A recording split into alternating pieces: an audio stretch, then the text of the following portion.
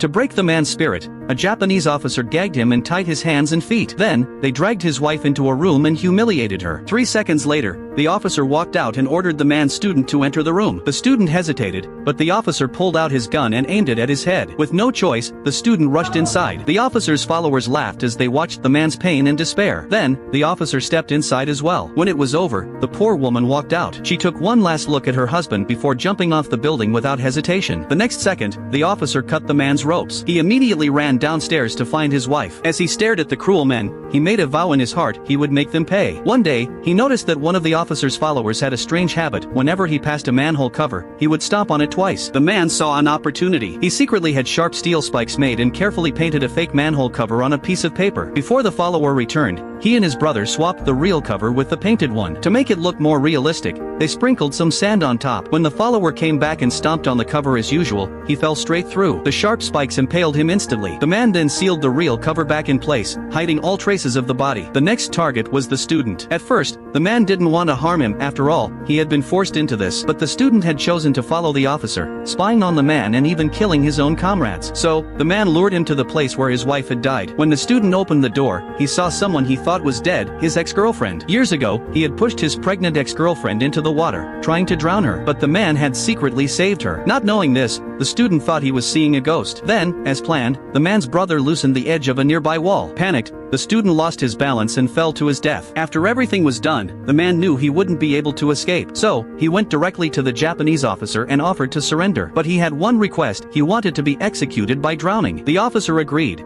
thinking it would make the man suffer more. But he never expected this was all part of the man's plan. The man had already dug a tunnel beneath the interrogation room and filled it with explosives. He surrendered just to make sure the officer wouldn't leave before the explosion. In the end, only the man, submerged in water, survived. His revenge was complete.